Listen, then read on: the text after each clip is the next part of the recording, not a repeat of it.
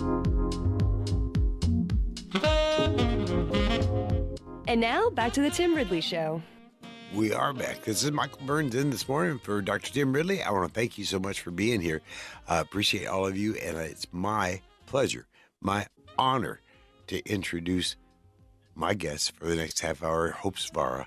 Hope, as you know, if you do know Hope and you're familiar with her, you know her as the CEO of Mother Trucker Yoga. It's a company that is completely devoted to improving, not everybody, truck drivers' fitness. Yeah, it's for you, guys and ladies. It really is. And improving your wellness standards, there's much work to be done there. She's been featured in Forbes magazine, Yahoo News, and two-time Emmy-nominated show Startup. So with that said, I want to welcome Hope in this morning, and I'm really looking forward to this because what you decided, I don't know, whenever you decided, months ago maybe, what we were going to talk about today, it ties in perfectly with the program that we're doing. And I want to thank you for being here. I want to thank you for being a part of this show. And I can't wait to hear the wisdom you're going to impart for all of us about the lymphatic system, because it's really misunderstood very often.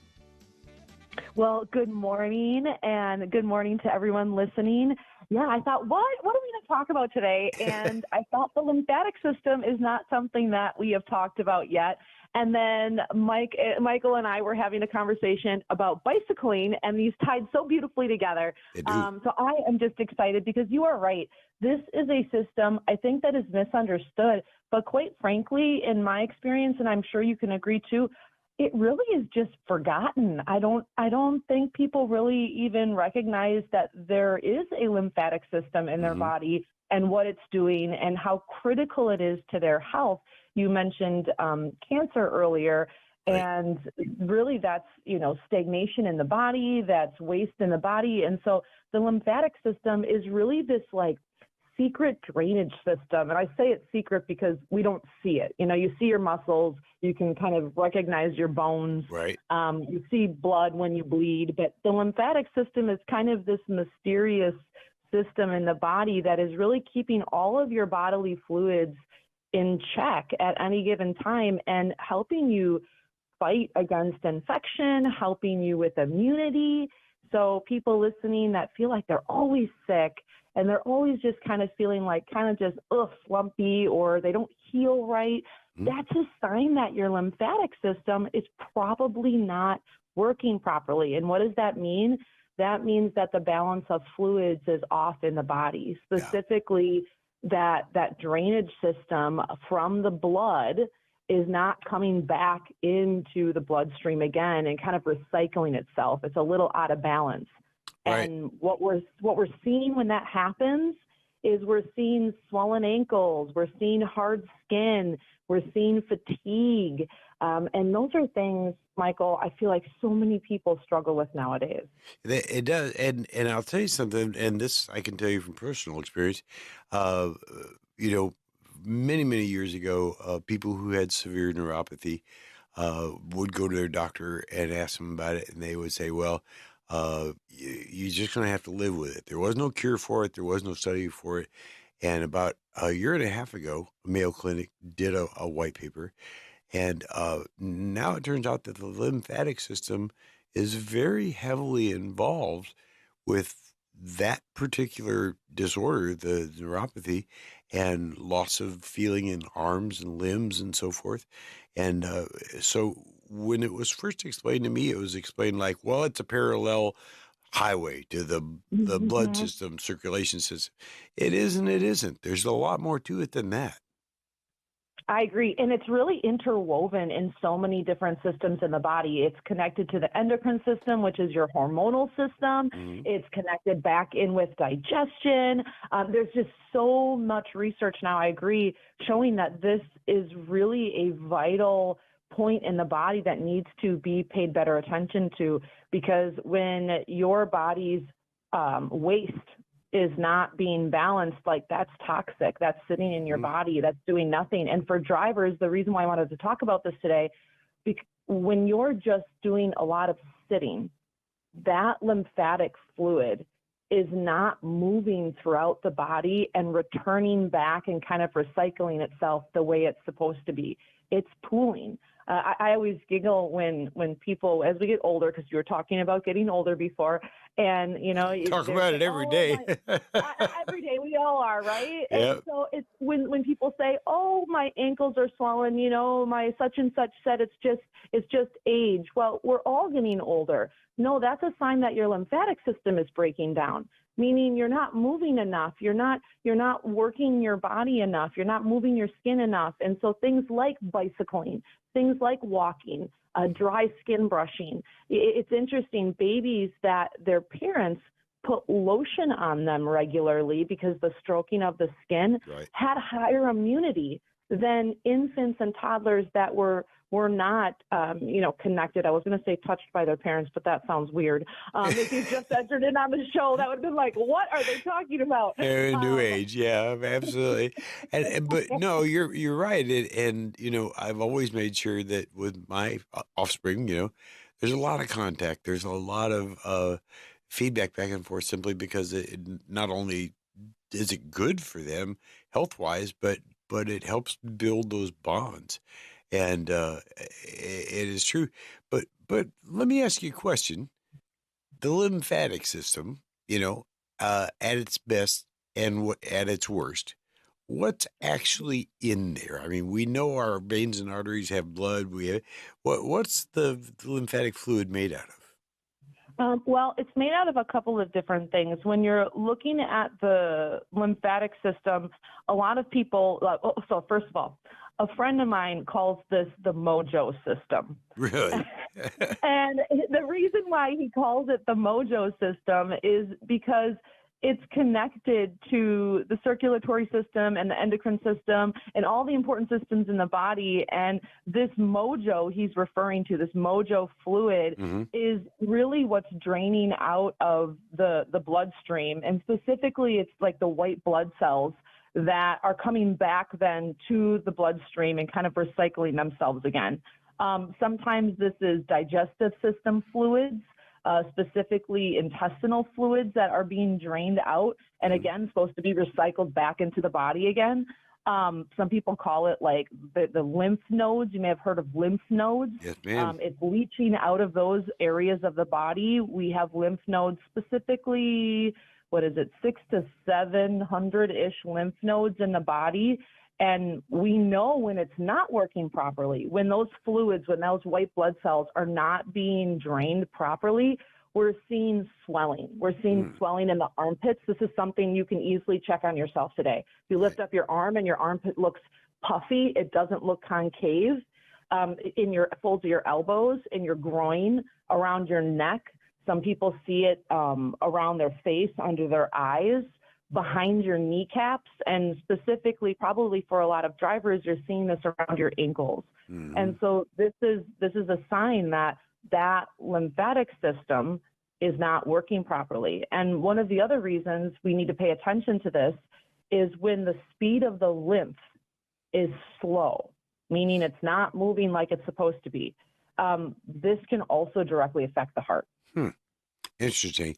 We need to take a break right here, and we're going to do that, and we're going to come back on the other side and continue with this. There are so many questions I have to ask you, and I'm so glad you're with me. Hope Zvara is here, the CEO of Mother Trucker Yoga. We're going to listen to our messages, and we'll be right back. Hope, thanks for joining us this morning, and the subject matter today is the lymphatic system. And we think many, many times of the cardiovascular system, that highway that's run by the heart that pumps blood in one direction and then back in the other and so forth. We very often think of the circulatory system as a highway. But from what you're saying and what I'm hearing from you, the lymphatic system is not really like a parallel highway. It's more like a sewer, and it only goes one way. Yeah, it's often called the body sewage system. A friend of mine also calls it an aquarium. And I guess when I think of an aquarium, it's like so many different things inside of it. And learning more about the lymphatic system, really helped me understand when I was teaching yoga and a lot of fitness classes that movement is so essential as we age, and really at any age, to be moving all fluids, to moving all aspects of our body.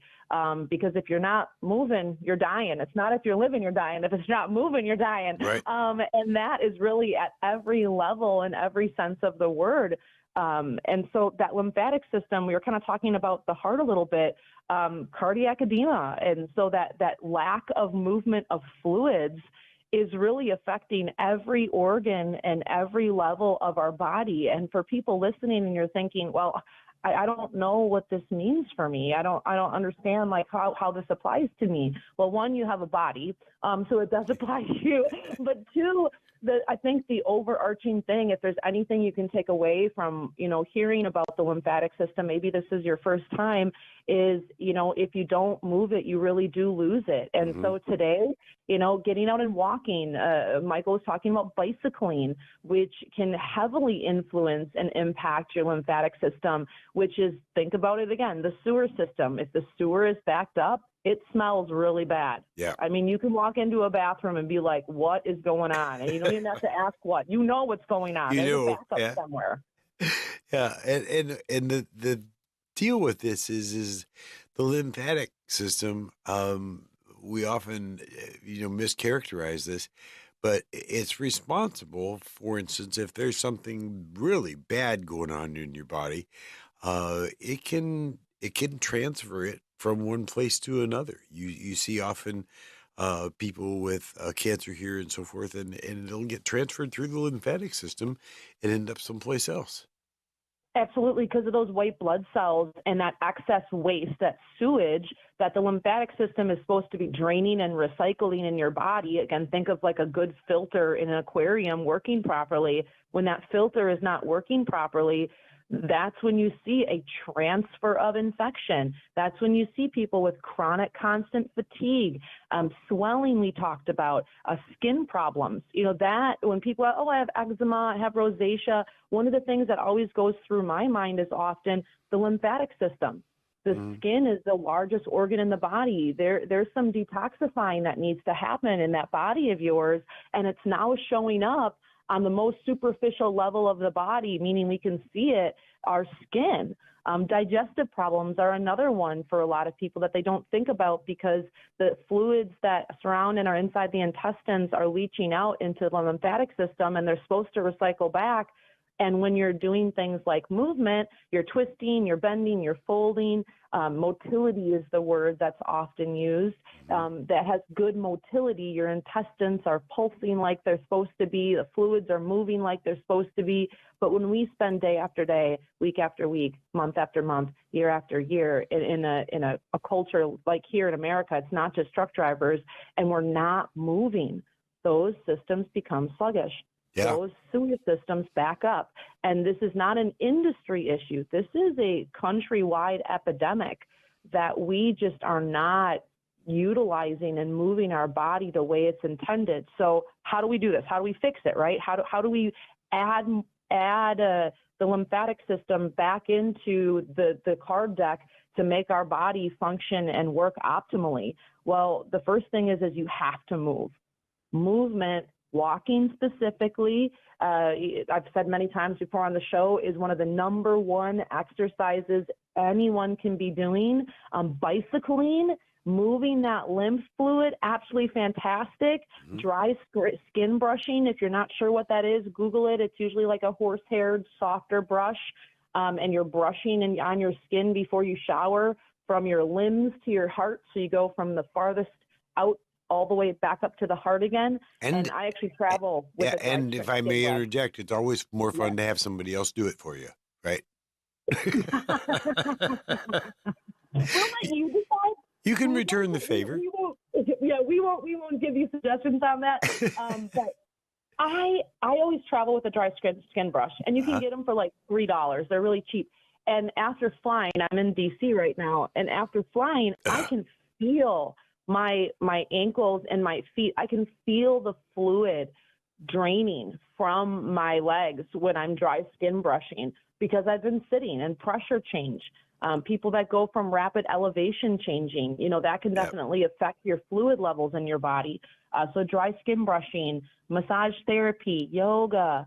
But the other one a lot of people don't think about, Michael, is deep breathing, deep Hmm. abdominal breathing, and how that can benefit the lymphatic system and Yeah. proper movement of fluids, we'll just call it, because it can affect everything. Yeah. That is one that we can all do and that you can do safely while driving. Well, the thing I'm hearing here. Okay, you've got somebody sitting on a plane, which we know is to be one of the most toxic environments in modern life. You've Hmm. got somebody sitting in a cubicle. You got a guy sitting behind a microphone. You got a guy sitting behind the wheel.